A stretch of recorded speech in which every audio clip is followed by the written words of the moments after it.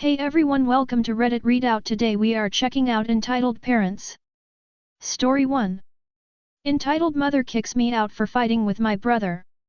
It hasn't even been a month since I 17, got kicked out of my mother's house. This happened on May 24th.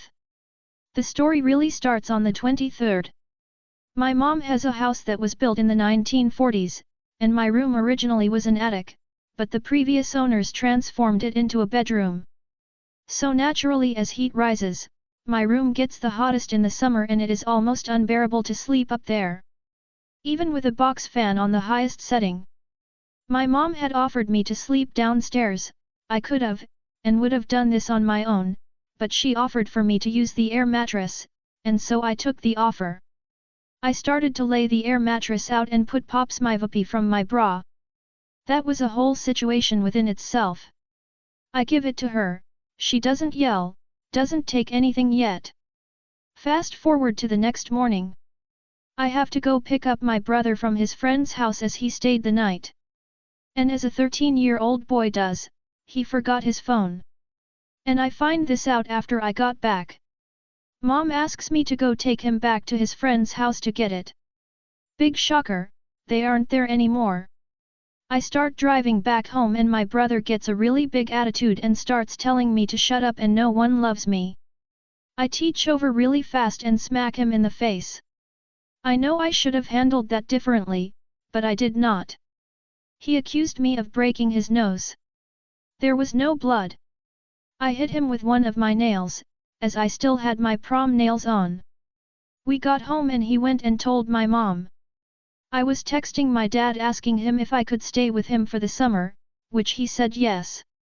Mom starts yelling at me to get my crap picked up from the living room. I yell and say I'm working on it. We go back and forth yelling at each other, and she yells at me and tells me to give me my phone. Now, this phone cost $700 with service every month, which cost $15. My dad bought my phone and she pays the service. She had no right to take it, as she didn't buy it.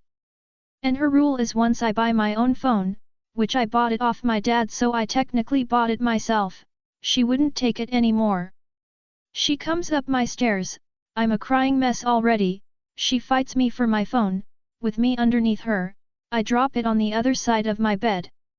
She goes to grab it and I grab her hair to get her off of me since I couldn't breathe since I was crying and it was hot in my room.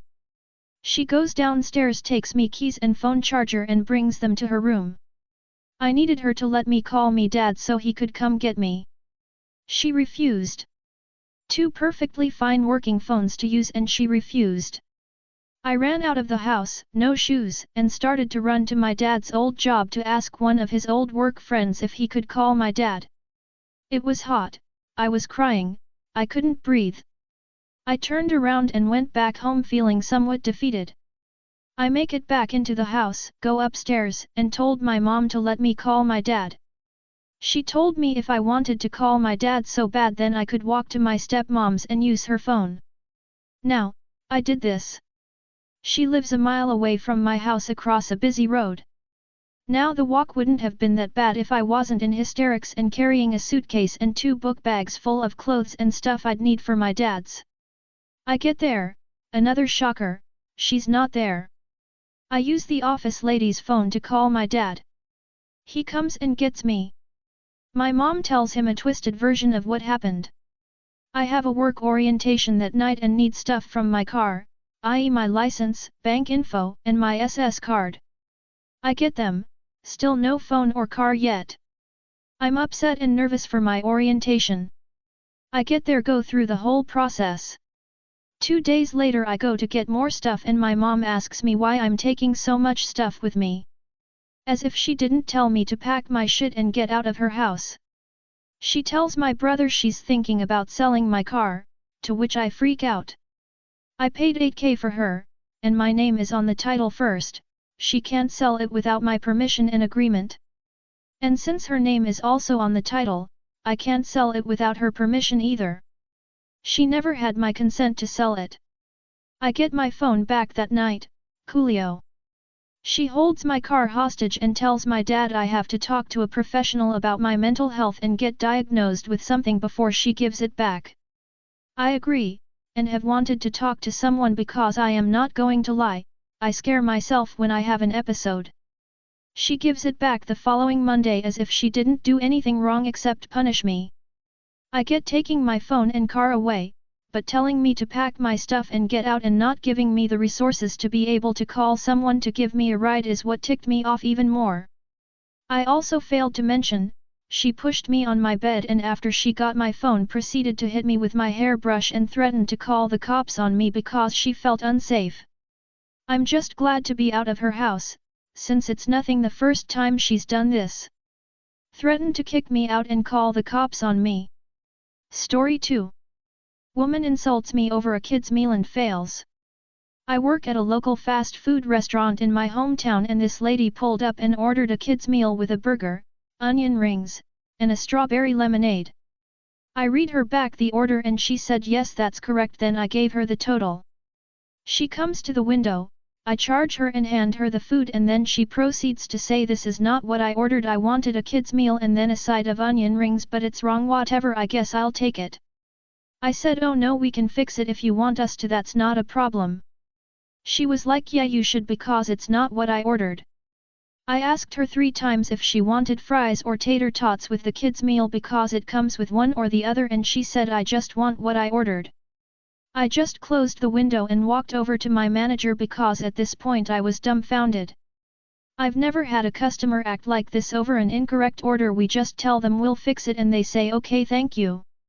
My manager opens the window and asks her what she wants because she wouldn't tell me and then she says just give me fries. We get them for her and then I hand them to her and she's like your attitude sucks. I said I never had an attitude with you, I was just trying to figure out what side you wanted for your kids' meal so we could fix your order and make it right. You were rude to me from the beginning. She just said yeah but you could apologize and be nicer about it. Bitch, I was nice to you, you were the one with an attitude when all I was trying to do was get your order fixed and then said she'd never come back and drove off. I was going to give her a coupon for free food next time and even offer her some extra sauce for free, we normally charge extra for it. This was also a couple seconds before she started acting rude that I was going to give her this stuff, but I said fuck her. Never in my almost 3 years working at this place have I had a customer speak to me like that. The customers always appreciate me and tip me well, I even had a customer tell me you are so sweet. My attitude sucks? Take a look in the mirror Karen, yours isn't any fucking better. Go take your kid's meal and shove it up your ass. I'm ecstatic that you will not be coming back. Story 3. Mother is upset I use my first name in class. Obligatory. This happened about 2 years ago. I teach philosophy and epistemology to high schoolers. I'm also fairly young for a high school teacher. I introduce myself as Faye, my given first name which has been my given name since birth to my students. Well, I got an email from a parent reading. MLLE Betancourt, this is Karen and I'm Kevin's mother. I'm deeply disturbed that you allow students to call you by your first name and believe this is unprofessional and confuses children. My child's test scores clearly reflect this, as your class is the only one he is struggling in, and, as he has maintained an outstanding academic performance, it is clear that you are the problem. I highly suggest that, in order to better teach my child, you reflect on this and begin to use your professional name. So I responded, Karen, thank you for reaching out to me. I'm awfully glad you are so concerned with your child's performance in my class. As you might not be aware, I do not grade homework or tests as official standing, and they go only to show an empiricist view of one's performance. Don't worry, this means the grade you see in the system will be different from the final grade, as your child will have a 100% in my class. This was made clear in my syllabus. You should also note that I attach my Story 4. Graduation Grandma. My daughter graduated today from an online public school. As we were waiting to be allowed into the venue, entitled Grandma had a large bouquet of balloons in the air. It was easily 4 feet across and at the perfect height to block people's view. I would have been really pissed if I had been forced to sit behind her, so we intentionally headed in a different direction to sit. She sat there for about 5 minutes, in a front seat before it started, when an administrator went up to her and informed her that it was not allowed and it would be in the back of the room. It kills me how oblivious and entitled some people are. Story 5. Entitled Mother and Father. Sorry for the grammar, I am on mobile, 17M. Have to two parents 40F and 42M. They both grew up in conservative Somali households where the mother and father come first before all and every single elder's rule should be followed no matter what. Today I had been sitting in my room with the flu, I'd been sick all day. My mother came in the house with some food for my little sister, the food had come with a drink. My mother placed the food on the counter and my dad instantly pounced on the drink and took it with no drink for sister's food. My mother's tells me to go and replace it. I obviously protest. If dad took the drink he should go to replace it. As soon as I said this my mother began to scream at me, calling me disrespectful, almost hitting me in the process. She continues to say I shut up and do as she orders before she punches my lights out. I continue to protest, still being verbally abused. Now my father joining in, I say to him, as a man, how do you take your daughter's drink and expect someone to replace it? My father, with his masculinity being questioned, starts to berate me, saying that I have a white boy mentality and that I need a beating. I've locked myself in bathroom until they stop shouting. Story 6. My mum is mad at my sister because she is moving out. My mum 40F is mad at my sister 15F because she wants to move out with my other sister. Which I find weird, because isn't your goal as a parent for your children to move and become independent?